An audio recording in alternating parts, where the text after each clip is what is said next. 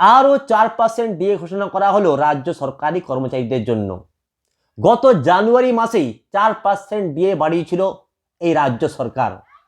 আবারও আজ রাজ্য বাজেটে অর্থ দপ্তরের স্বাধীন প্রতিমন্ত্রী চন্দ্রিমা ভট্টাচার্য ঘোষণা করলেন যে আরও 4% ডিএ বাড়ানো হচ্ছে রাজ্য সরকারি কর্মচারীদের।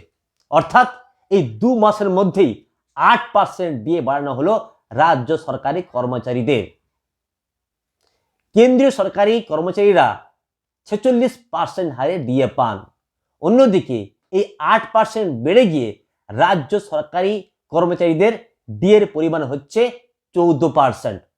অর্থাৎ কেন্দ্রীয় সরকারি কর্মচারী এবং রাজ্য সরকারি কর্মচারীদের মধ্যে ডিএর পার্থক্য থেকে যাচ্ছে 32%। আজ রাজ্য বাজেটে যে 4% ডিএ বাড়ানো হলো সেই ডিএ পাওয়া যাবে মে মাস থেকে।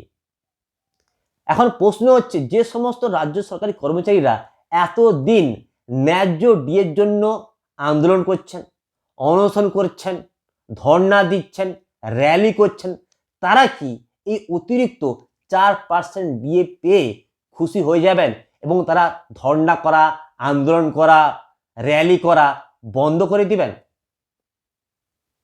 আপনারা বারংবার দেখতে পেয়েছেন যে ডিএ সংক্রান্ত যে কেস সুপ্রিম কোর্টে চলছে, সেই কেসের শুনানি আর হচ্ছে না। দিনের পর দিন তারিখ পাওয়া যাচ্ছে, একটার পর একটা তারিখ পাওয়া যাচ্ছে, কিন্তু তার শুনানি হচ্ছে না। এবং রীতিমতো বহু রাজ্য সরকারি কর্মচারীরা ধর্ণা দিচ্ছেন, আন্দোলন করছেন, অনশন করছেন নিজেদের প্রাপ্য ডিএর জন্য। রাজ্য সরকার এই সমস্ত রাজ্য সরকারি কর্মচারীদেরকে খুশি করার জন্য লোকসভা ভোটকে মাথায় রেখে 4% ডিএ ঘোষণা করে দিলেন। এবং এই 4% ডিএ কবে থেকে পাবেন রাজ্য সরকারি কর্মচারীরা? মে মাস থেকে, অর্থাৎ ভোটের প্রায় পরে পরেই পাবেন। অর্থাৎ ভোট দিন আমাকে আর ডিএ পেয়ে যান, ভোট দিন আমাকে আর ডিএ পেয়ে যান। কিন্তু এই মাত্র এই যে 4% করে দুবার বাড়ানো হলো, অর্থাৎ 8% বাড়ানো হলো এই বছরই, এই 8% ডিএ নিয়ে কি রাজ্য সরকারি কর্মচারীরা ক্ষান্ত হবেন, চুপচাপ থেকে যাবেন, মুখ বন্ধ করে নেবেন, আন্দোলন করা বন্ধ করে দিবেন? এটা সবথেকে বড় প্রশ্ন। তারা কি আর সুপ্রিম কোর্টে যে কেসটা লড়ছেন সেই কেসটা লড়া বন্ধ করে দিবেন?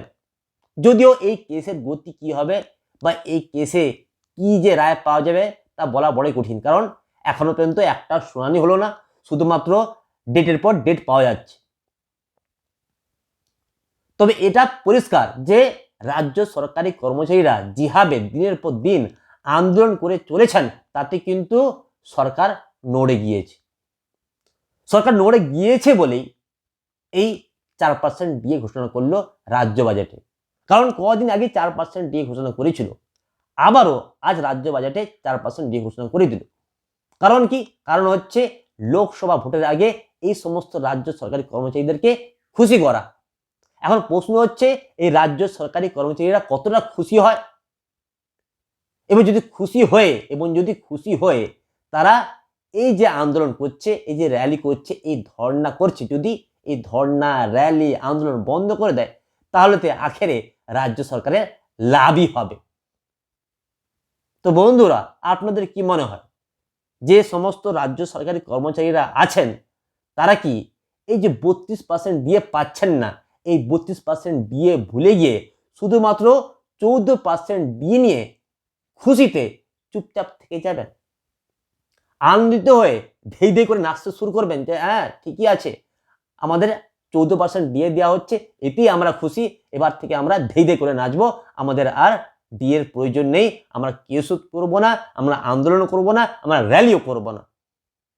আমার কিন্তু মনে হচ্ছে রাজ্য সরকারি কর্মচারীরা যারা এই আন্দোলনটা করছেন প্রাপ্য ডিএর জন্য, ন্যায্য ডিএর জন্য, তারা কিন্তু আন্দোলনটা চালিয়ে যাবেন যতদিন না প্রাপ্য ডিএ কেন্দ্রীয় সরকারি হারে তারা পাচ্ছেন। তো বন্ধুরা, আপনাদের কি মনে হয়, এই যে রাজ্য সরকার ঠিক ভোটের আগে, লোকসভা ভোটের আগে 4% ডিএ ঘোষণা করলো, তাতে কি সন্তুষ্ট করতে পারবে রাজ্য সরকারি কর্মচারীদের, নাকি রাজ্য সরকারি কর্মচারীদের এই ডিএ আন্দোলন চলতেই থাকবে?